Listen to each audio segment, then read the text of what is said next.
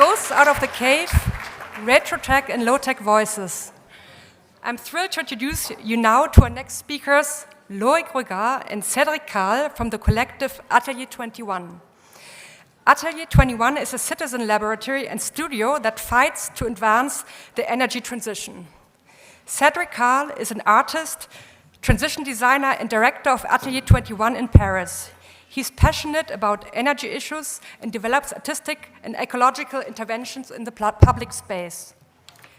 Loïc Rogard is an interdisciplinary researcher in energy and environment, as well as a historian in renewable energy. We will now learn more about their research, projects, and ambitions. And our special highlight today is an exhibition of their work, which they brought to Zurich, to Chapel San Bastian, which is just across the square, 200 meters from here. The exhibition will open just after the talks, and you can join us there and get some more information and enjoy a Glühwein. The exhibition will be also open all day tomorrow and the entire month of February. So please welcome Cédric and Loïc.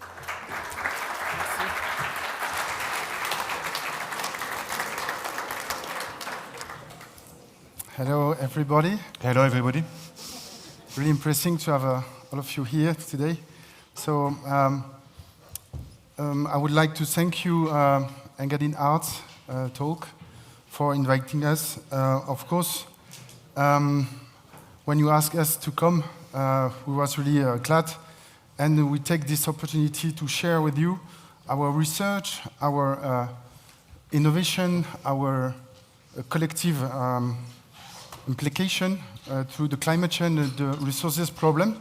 So we are facing a big issue today all together. So we will share with you this hope. We will share with you this collective work. And let's go for 20 minutes representing 20 years of work. So it will be a big summary. So I'm running now Atelier 21 in Paris. I was in Lausanne for 15 years. And now I'm the director of this studio in Lausanne, in Paris, sorry. And we are running different projects. From the more fun project, we make music with solar energy. We make a smart grid research with scientists. We make fuel poverty research to tackle fuel poverty. We are working on urban furniture, and as a designer, I just quit my hat of artist and work collectively because the issue needs really to cross the different disciplines and to find a new way, new narratives to tackle climate change and to face this issue. So this is one of our last projects with the United Nations. We are prototyping these containers in Paris. And this container, the concept is a school. So inside, you have a lot of technology, low technology, renewable energy technologies. And this is, during the week, a school. And during the weekend, a place for art, a place for music, a place for sharing. And to not separate anymore technique and culture.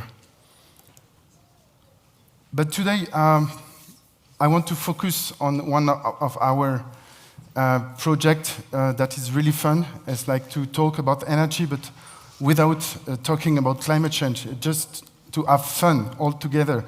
So this is sound systems that are powered by solar energy and by a bicycle. So the public is running the bicycle. So that's an old project. I mean, we started this project in Lausanne in 1999. So we make, I think, almost 500 or 1,000 parties till now. From, we can say, the rave party to a project for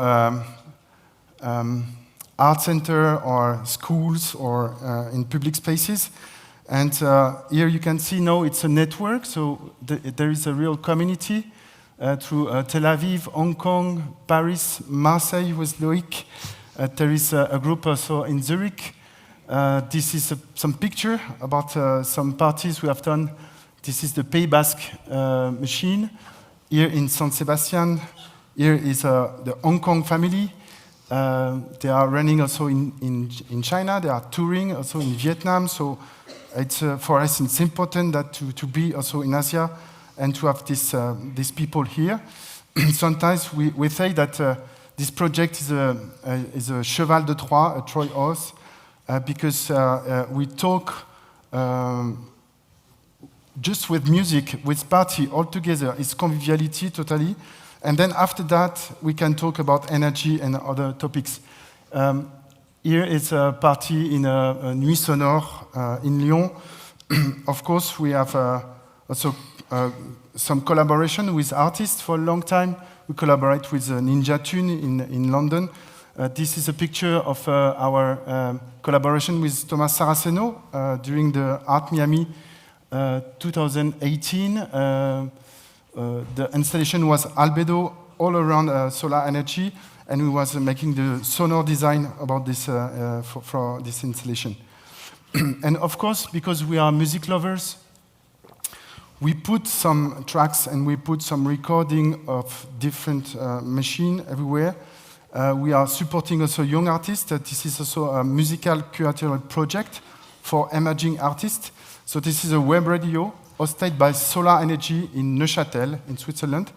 It's all powered by solar energy, and this is also to try to stay connected with the artists and with the people and with the community.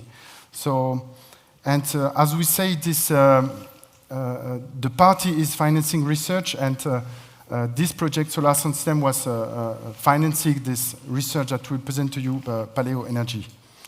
So I will introduce you PALEO-ENERY research program. And, but first, before beginning to present our research, we want to introduce it with this affiliation of an inspiring historian of art, Harold Foster. It's perhaps the place of our work between art and science, between archives and innovations. But for sure, our main goal is to produce new positive narratives for the ecological transition. Our methodology is to crowdsource, to evaluate and to re-innovate public domain inventions from the past to tackle climate change. Our work in energy innovation points to a lack of common resources on innovation stories. We want to prevent the silo of academic fields. And our main goal is to build a circular economy of knowledge. During 8 years of collaborative research on our program, PALEO-ENERY, we have over 4,000 inventions and good practices exhumed, over 200 volunteers and participants, more than famous researchers in our community. We are working with retired people because they have a lot to transmit to the young generation. And we are doing exposition, presentation, conference all around the world, like Bonn, Miami, COP25, COP26, 27, etc., etc. What you can see on the website is almost 100 inventions online for free, from solar energy to wind farm, mobility, biogas, hydrogen, energy efficiency, sobriety.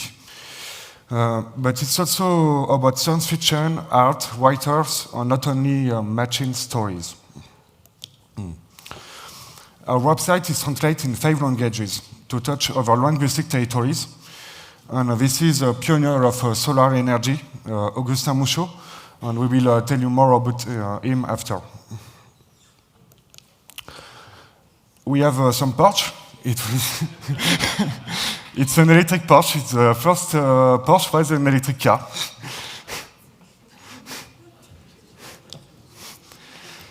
So we have published a book with a preface by Bertrand Picard from Solar Impulse Foundation. It was first printed in French with the editor Boucher-Chastel of the Libella Group. Then it was translated by Kawabe Edition in Japanese. It's a famous edition company. And now we have the book in English, and you can find it at the entrance of the room or on our website. Some results of the research are compiled in these books, but there is also some articles from 10 famous researchers, like Alain Gras, Éric Dussert, Arnaud Passé-Lacroix, or Alice Audouin. We just also edit a book in December about the big history of a small watt farm, actually just in French, but we will translate it later. On this book, we make a huge place for the work of the Japanese artist Susumu Shingu. And we had the chance to meet him in Paris with the Jean Bichet-Dagger Gallery. And his next exhibition will take place next autumn at Paris. Some other applications of our project are this tool of design thinking. In fact, we use this timeline for schools, companies, and also territories. It's able to help people to project themselves in the next 30 years, using all the knowledge of our program. And this tool was applied with some building major companies in Paris during 8 months in their lab last year. We also give some specific consulting on specific topics like biogas or hydrogen for GRDF in France, by example. And to illustrate our research how much the past can inspire the future, we can show some samples. So how to refresh buildings without climatization. It's a huge topic for the future of our cities. And in fact, this is a project for the Tour Montparnasse, and it's inspired by the antique Iranian wine towers. And the project on the tour is to create turbulence to refresh the building with the outside air. There is also LOWTECH buildings. At the left, it's a Maison Feuillette. She was built in the 20s in France. She still exists, and it's occupied by the straw ball building institution. And it's really precious to have a return on experience out of 100 years for a building. Nowadays, the straw construction is coming back. Cédric was involved in an Eco 46 building in Lausanne. It's a full low-tech building designed for the office, park and promenade department of the city. And this is a building made with ultra-local resources, local earth and straw, local wood, and we invite you to visit it if you are at Lausanne. There is also examples in air transport. We are a part of a housing community run by Thomas Saraceno. We are the French branch. And we are also collecting and digging into the low-carbon flight history. At the left, we can see the aerostat Tissandier. It's the first electric airship that made a takeoff and a landing at the same place. Nowadays, the airships are coming back on the front of the stage for ecological transportation of commodities. From the air to the ground, at the left you can see a thorough hydrogen truck retrofit after the Second World War. The two inventors produce themselves the hydrogen with an hydraulic ram, so it's totally ecological. And they prototype the truck without a big lab from a company. It's a reliable system which allows them to continue their work without fossil fuels at this time of penury. As you know, today, many projects talk about hydrogen only with electric fuels cell. But we know that there is many reasons to design more low-tech mobility with the hydrogen. The proof is solar truck. It's direct combustion hydrogen, in fact. About electric cars, one of the golden nuggets of our research is this battery nickel-iron prototype by Edison in the 1907. This battery was able to power a small car for 1,000 miles. Today, we invite you to follow what will happen with these forgotten patents, because this technology is really back in the spotlight with the Delft Institute of Technology, and it's really promising for the energetic transition. And we are focusing a lot on storage system, because we know that the storage system are really a key of the energetic transition. So we have found that a researcher, one of the electrochemists who invented the alkaline battery in the 50s, was prototyping a system to recharge non-rechargeable batteries. So these batteries that are called also single-use, that we throw away really quickly, we can recharge this battery. So we decide to re-prototype this system. It's really simple. It's micropulse of electricity. We can say it's slow charging, but we was making this as a kit, as a DIY kit, and we share it with a lot of fab labs and makers, engineering school over the world. And in this first prototype, you can connect this regen box to a computer and to charge, discharge automatically the system and keep the data. So that was to make the proof that it works today, and then it works today. So now we are starting a startup with the project of raising funds in this year. And we are developing also other solutions all around, because we discovered that in the box where we collect batteries, there is a lot of brand new batteries. So we are putting brand new batteries into the collecting box, to the garbage, going to the recycling factory. And the recycling factory is not a party. It's really strong in terms of impact on water, biodiversity, energy. So then we decide to also take this problem, and we just prototype some sorting terminal for the office or the magasin. And on the right, you can see it's in test in Boulanger in France. So the people, they can come with the battery, and there is a voltmeter, they can test it. If it's brand new, they take it back at home. If it's regenerable, they give a regenerable, and the magasin give a regenerate battery. So it's like from the garbage, and then it's free. And so from our statistic, 1 on 4 battery are brand new, so that's a lot. 2 on 4 are regenerable. So we can take 3 battery on 4 in our garbage. So of course, we are sharing this project with a lot of also engineering school, fab labs. We have also this wallet that is really mobile, and we can go from school to school or for company to company and share this knowledge. And also we are working a lot with like Centre Pompidou or some opera or some places, because in the spectacle they use a lot of batteries inside the microphone. And to be sure there is no problem, they change the battery in every repetition, every hours. And then they have a big amount of brand new batteries. So we try to take this battery and to make a new life. We give for free for students, for example, and we try to work on this really with a big community. I mean, from private to schools.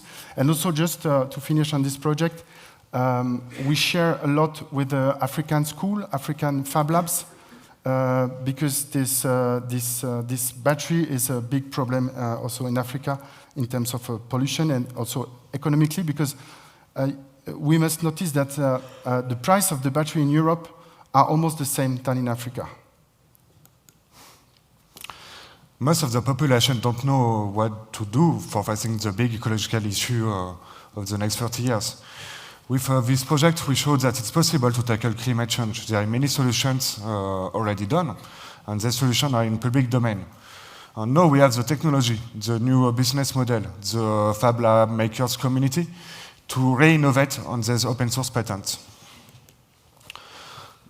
And from the beginning, we decided to not only take motor machines, we decided also to take art into this project. So we collect also science fiction, a piece of art, archive, writers. For example, there is this book from Zola. His last book was talking about solar energy and sharing electric vehicles. And it was written in 1901. So then we decided also to take this project and to opportunity to produce new narratives and to use art and to collaborate with a lot of artists around us, like this low carbon flights with Aérocène France and Aérocène community. We are planning to try to make the record, world record of a man in a solar balloon next year. So it's quite ambitious, but we have hope. For example, we also, our chouchou, Mr. Mouchot was a pioneer of solar energy at this time, and he was printing a newspaper in 1882 in France, and we are, of course, looking for this newspaper because we think it's a piece of the energetic transition history. And we are also making some performance where we print with the solar energy the newspaper, and we give to the people the original history, and the people are sometimes a bit shocked about this. Also, we are melting metal with solar energy. There is a big story of Léonard de Vinci was planning to melt bronze to make a horse big sculpture, and he failed because finally the bronze was taken for fighting the French army. But we are sure that if he success, the solar energy would have taken another road from this time to today. So then we are melting some metal. We invite Marie Queteau, an artist from Denmark, and also Jean Dard from the École des Arts Déco de Paris. And we have done some jewelry and some tools with the solar concentrating system. We are trying to also make a pop-up exhibition like this in the Pompidou Center in November. The idea is to take this heritage and this pioneer and to make a sort of pantheon. The idea is to take these people out of the cave, and that's what we will show you in the installation in the chapel. There is a lot of pioneer, and we want to reactivate their memory. Then we also use technology to rehabilitate, to remake this project happening in our today world.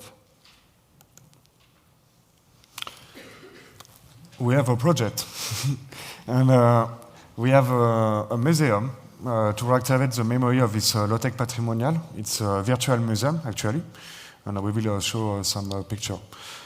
In fact, we want to give the best access to the results of our research via a transmedia project by modeling invention on inventors, by creating audio design with the archives.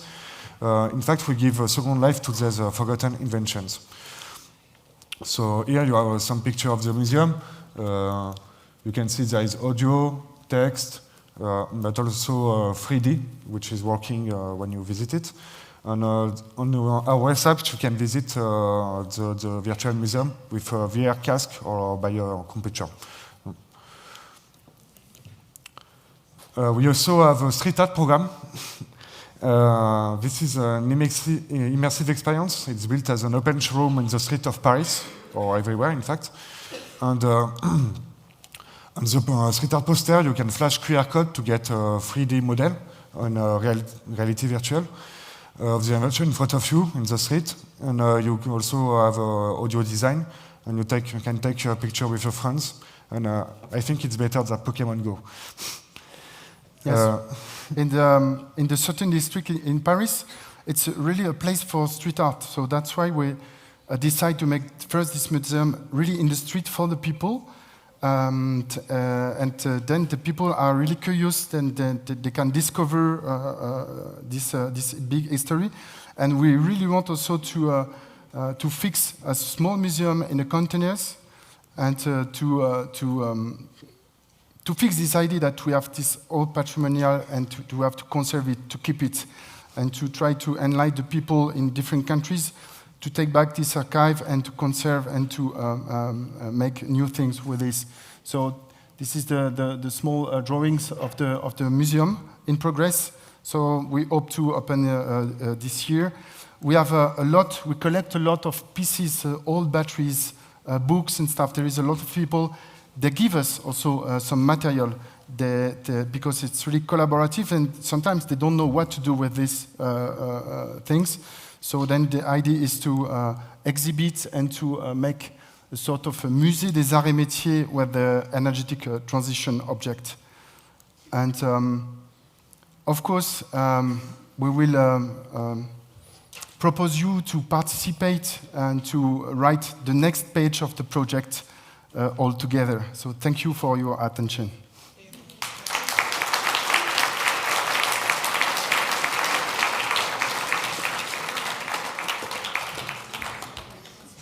Any questions? I have a question, actually, to start with. Actually, it's pretty crazy to learn that since decades, there has been the knowledge to recharge batteries, and it was kind of hidden. So with your invention of the Regan box, which each of us could have at home, it's kind of a revolution. So I wanted to know, how is the battery industry receiving your innovation or your re-innovation? That's a really good question. I mean, we just discovered there is a planned obsolescence on the battery. And so what the history is showing is that all the old batteries, you can open it and maintain, restore it, renovate it. And from some years, no, it's all locked. It's hidden. Everything inside, you cannot repair it. You cannot maintain. So, of course, we know that we have a big topic with this, because the battery, only the alkaline battery is like $18 billion a year. It's a huge market, but it's a huge pollution. I mean, even with the recycling in Europe, it's polluting the waste, and the waste is the waste for tomorrow's children. So we will have a conference in 2 weeks, and it's an African researcher from Cameroon, from the University of Yaoundé, and is studying this pollution of the alkaline batteries in Africa. So, I mean, it's a big topic. And of course, the industry will perhaps not like that we are not using anymore so much batteries a year by family. But I mean, it's also a proposal of be more efficient economically, because the energy inside the battery is really expensive. It's almost 300 to 400 euro a kilowatt hour. In France and Switzerland, the kilowatt hour before the rising was almost 20 centimes. So it's really expensive. So it means that the Africans that have no access to energy is paying really the energy like something like 300 euro a kilowatt hours inside the battery. So we are facing this. There is no problem, and we are looking for lawyers if you know some friends. There is a question. Yes, thank you for your presentation. I have maybe a follow-up question, because there's been so much invention over a couple of 200 years that you also show in your archival work. Have you also researched or discussed the infringement of like patent rights to all of these inventions that are around in the world, and how the industry is mostly like dependent on these kind of patent rights in order to carry any good idea on, and that many good ideas are left behind because patent rights cannot be gained? Yeah. So the kind of commercial and legal aspect of... I mean, our study is to try to understand why these good ideas just disappear. Of course, sometimes there is some industrial movement, and they say, yeah, I take this patent and stuff. But most of the time, we discover that it's because the people that didn't give around the project said, hey, it's my invention. I'm the guy who invented it. I'm a genius, and then I can die with my invention. Nobody will earn a dollar with it, because I want to be like the guy who is in the middle of everything. So, and this is the old world, we can say, because today we are facing this climate change and resource issue, and water also. So we have to share. It's time to take all these patents and take it back to the innovation today. So also, the companies, they are consulting us because they know that there is forgotten patents that can be a business today. So there is this two, attitude. So we are not saying it's bad or good. There is not the evil and the angels. We are just saying today we have a new situation. So then we have to change this relation to patent, this relation to this old idea, and also because the idea of the progress, we think always this technology, and then we just forget something that is really efficient, simple, and that we can also produce locally in Switzerland, for example. And this COVID also make this shaking the brain of the people about the supply chain of different materials and medicine and also the semiconductor that we have in our computer or now in electric cars. Then it's a way to think more locally and to be more resilient in our economy also. I hope I answer well.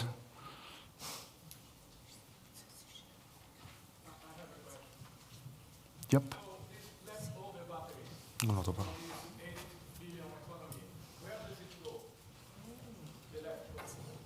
So can you again? The leftover batteries that nowadays, the leftover batteries, where does this battery goes?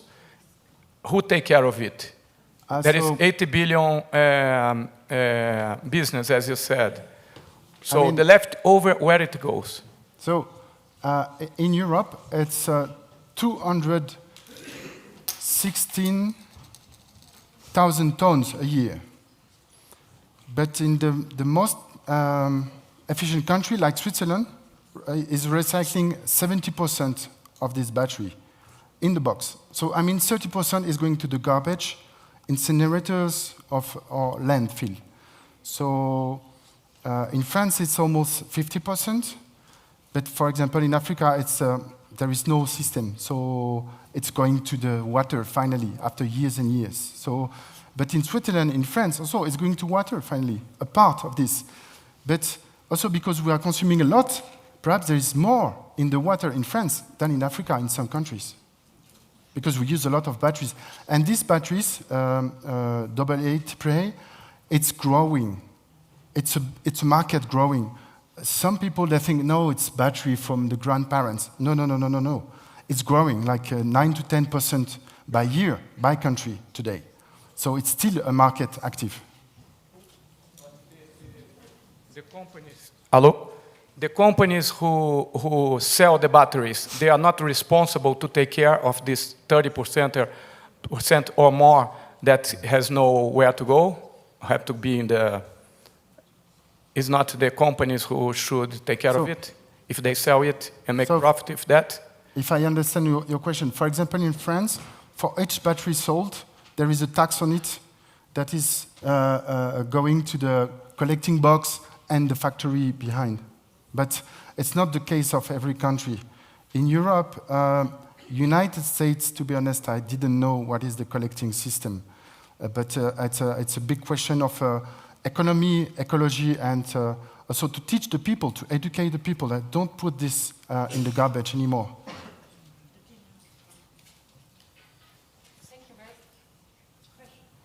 Hello, thank you very much. There is a question. Is there one more question? Last question? Last question. What would be your ask to the stakeholder community to accelerate what you are pushing for? So once again, please. What is your ask for the stakeholder to push in your direction? So I mean, we are not alone anymore. There is a big community around us that people that just see that there is big things to do with this old patent, and the stakeholders that are more and more supporting us. Actually, yeah, we are invited to make a European research program on the heritage of techniques, and so that we are also writing books and articles, and now the scientists. Because of the climate change, they are questioning how they talk to the citizen with collaborative arts, collaborative science, art and science. They are trying to find new models, new collaboration, and we are what represent today to you is testing, experimenting, prototyping this type of system. And when we find something that works, then we try to scale it. So. PALEO-energetic, regen box, solar system, we are already sharing it with different countries, different communities over the world. Okay, thank you so much. We warmly invite you to go see the exhibition just across the square to the right at the Chapel San Bastian after the talks and learn more about their innovations and the forgotten inventors. And there will be also Glühwein. So thank you very much. Yeah, thank you so much. Thank you so much. Big applause.